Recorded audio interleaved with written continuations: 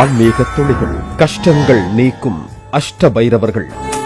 சிவபெருமானின் 64 வடிவங்களில் பைரவரும் ஒருவர். பைரவருக்கு அனைத்து சிவாலயங்களிலும் தனி சந்நிதியோ அல்லது திருமேனியோ இருக்கும். கோவில்களில் முதல் வழிபாடு விநாயகருக்கு செய்வார்கள். அதுபோல கடைசி வழிபாடு பைரவருக்கு செய்வார்கள். ஏனென்றால் ஆலயத்தின் காவல் தெய்வமாக கருதப்படுபவர் பைரவர். அதனால் கோவில்களில் அனைத்து பூஜைகளும் முடிந்து சுவாமி சந்நிதிகளை பூட்டிய பிறகு சாவிகளை பைரவர் காலடியில் தான் வைப்பார்கள். மகா ஞானியான பைரவர் ரௌத்தர தோற்றம் கொண்டவர். அந்தகாசுரன் எனும் அசுரன் தேவர்களையெல்லாம் துன்புறுத்தி வந்தான். அத்தோடு சிவசிந்தனையில் திளைத்திருக்கும் முனிவர்களுக்கும் அவன் தொல்லை கொடுத்தான். தன்னை நம்பியவர்களை துன்புறுத்தும் அந்தகாசுரனை அழிக்க சிவபெருமான் திருவுள்ளம் கொண்டார். இதனால் தன்னுடைய திருமுகங்களில் ஒன்றான தத்புருஷ முகத்தில் இருந்து மகாபைரவரை தோற்றுவித்தார். அந்த மகாபைரவரே அந்தகாசுரனை வதம் செய்தார். கர்ப்பம் கொண்ட பிரம்மதேவனின் தலையை கொய்தவரும் இவரே.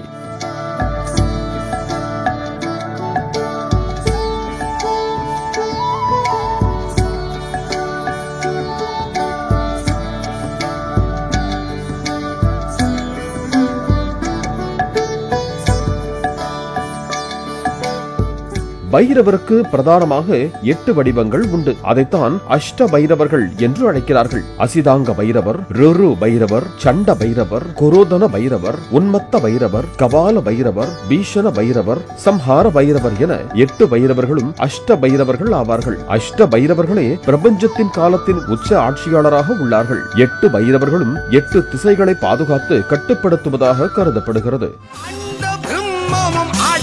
ஆண்டிடும் அஷ்ட பைரவன் நீ, பஞ்சபூதங்கள் பஞ்சம் தேடிடும் கால பைரவன் நீ. ஈசன் வம்சமிவா, ருத்ர அம்சமைவா, சூலம் ஏந்திக்க பாலம் தாங்கி நிர்வாண ரூபனயருளவா, பஸ்மதாரிய அதி அமோரிய பிரளய தாண்டவமாடிவா. அஷ்ட பைரவர்கள் ஒவ்வொருவரும் மொத்தம் 64 பைரவர்களை கொண்ட 8 துணை பைரவர்களுக்கு தலைமை தாங்குகிறார்கள். அஷ்ட பைரவர்களுக்கும் அவர்களுக்கான தேவிகள் அஷ்ட பைரவிகளும் உண்டு. நவகிரக தோஷம் உள்ளவர்களுக்கு ஒவ்வொரு கிரகத்திற்கும் ஒவ்வொரு பைரவர் தோஷ நிவர்த்தி செய்பவராக உள்ளார். காசியின் காவல் தெய்வமும் பைரவர் தான். காசி மாநகரில் திசைக்கொன்றாக 8 திசைகளிலும் பைரவர் கோவில்கள் அமைந்திருக்கின்றன. அசிதாங்க பைரவர் அஷ்ட பைரவர்களில் முதன்மையானவர் இவர். பொதுவாக பைரவருக்கு நாய் வாகனம் இருக்கும். ஆனால் அசிதாங்க பைரவருக்கு அன்னப்பறவை வாகனமாக உள்ளது. இவரின் அதிதேவதை சப்த கண்ணியரில் ஒருவரான பிராம்ஹி ஆவார். நவகிரகங்களில் குருவின் தோஷம் விலக இந்த பைரவரை தரிசிக்கலாம். காசி மாநகரில் உள்ள விருத்தகாலர் கோவிலில் இந்த பைரவர் அருள் பாலிக்கிறார். ருரு பைரவர் அஷ்ட பைரவ மூர்த்திகளில் 2வது தோற்றம் இவருடையது. சிவபெருமானை போலவே ரிஷபத்தை வாகனமாக வைத்திருப்பவர். நவகிரகங்களில் சுக்கிரனின் தோஷம் இருப்பவர்கள் இந்த ருரு பைரவரை தரிசனம் செய்யலாம். இவருடைய அதிதேவதையாக சப்த கண்ணியரில் ஒருவரான மகேஸ்வரி விளங்குகிறார். காசி மாநகரில் உள்ள காமாட்சி கோவிலில் இந்த பைரவர் அருள் புரிகிறார்.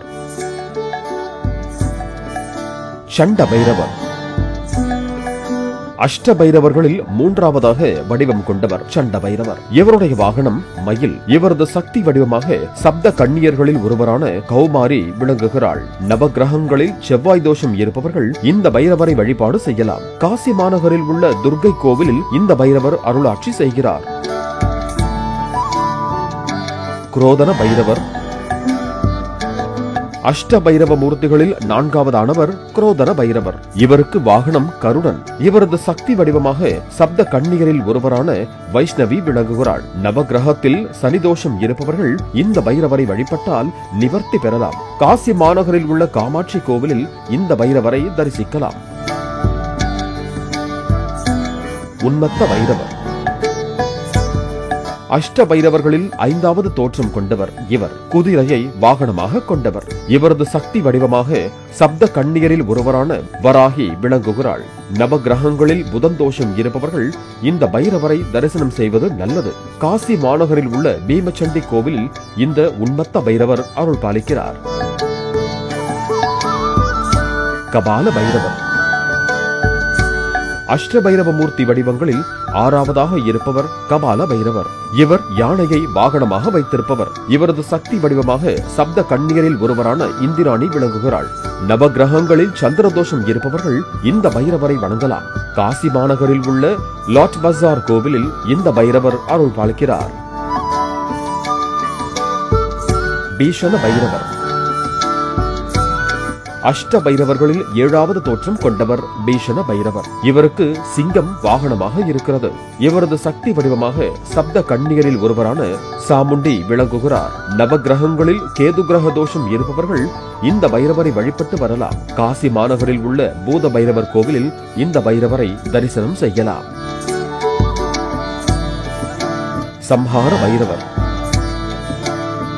அஷ்ட பைரவமூர்த்தி வடிவங்களில் 8வதாக இருப்பவர் சம்ஹார பைரவர்.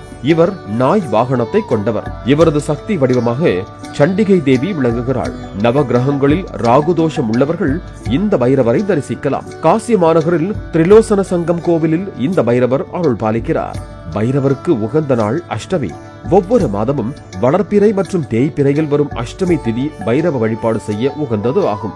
அந்நாள் பைரவாஷ்டமி என்று வழங்கப்படுகிறது. குறிப்பாக தேய்பிறை அஷ்டமி நாளில் அஷ்டலட்சுமிகளும் பைரவரை வணங்குகிறார்கள். அந்த நாளில் நாம் பைரவரை வணங்குவதால் பைரவரின் அருளோடு அஷ்டலட்சுமிகளின் அருளும் கிடைக்க பெறுவோம். தேவராஜ சேவ்யமான பாவனாங்கிரி பங்கஜம் व्यालयज्ञसूत्रमिन्दुशेखरं कृपाकरं नारदादियोगिवृन्दवन्दितं दिगम्बरं काशिकापुरादिनाथकालभैरवं भजे. பைரவ மூர்த்திகளுக்கு பிடித்தமானது சந்தன காப்பு, பால், தேன், பன்னீர், பழரசம் அபிஷேகமும் மிக விசேஷம். தேய்பிறை அஷ்டமியில் பைரவருக்கு செவ்வரளி மலர்கள் சார்த்தி வணங்கி வழிபடுவது மிகுந்த பலன்களை வாரி வழங்கும் என்பது ஐதீகம். மேலும் பைரவருக்கு மிளகு கலந்த சாதம் நெய்வேத்தியமாக படைத்து வழிபடுவது எதிரிகளை தகர்க்கும், எதிர்ப்புகளை தவிடுபொடியாக்கும். தயிர் சாதமும் நெய்வேத்தியமும் செய்யலாம். வடைமாலை சார்த்தியும் பிரார்த்தித்துக் கொள்ளலாம். பைரவ வழிபாடு பல்வகையான துன்பங்களையும் துயரங்களையும் நீக்கி வாழ்வினை செம்மைப்படுத்தி நல்வழி காட்டும். எனவே கஷ்டங்களை போக்கும் அஷ்ட பைரவர்களை வேண்டுங்கள். தீய சக்திகளையும் எதிர்ப்புகளையும் துவம்சம் செய்து காத்தருளுவார் பைரவர்.